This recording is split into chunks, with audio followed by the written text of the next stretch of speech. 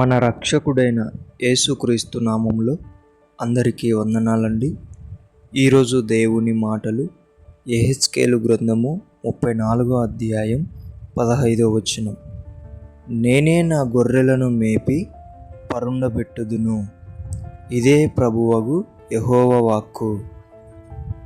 ప్రియ దేవుని బిడ్డలారా, మనం ఆలోచిస్తూ ఉంటాం, ఏం పని చేయాలి, ఏం బట్టలు తొడుక్కోవాలి, రేపు ఎలా గడుస్తుంది, నా జీవితం ఏంటి అని.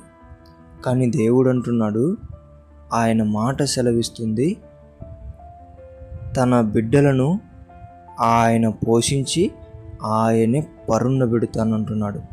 అంటే నీకేం కావాలనో ఆయన తెలుసుకొని ఆయన నీకేం కావాలో ఇచ్చి నిన్ను తృప్తిపరిచి నిన్ను సంతోషపెడతా అంటున్నాడు.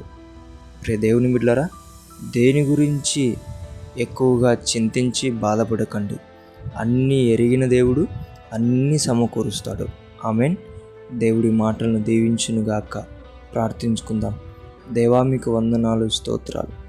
మా గురించి మాకంటే నీవు ఎక్కువగా ఆలోచించే దేవుడవు తండ్రి. ఎవరైతే చింతిస్తున్నారో, ఎవరైతే బాధపడుతున్నారో వారి జీవితాలను నీ చేతుల్లో పెట్టుకొని నీవే వారిని తృప్తిపరచమని యేసు నామములో ప్రార్థిస్తున్నాం తండ్రి.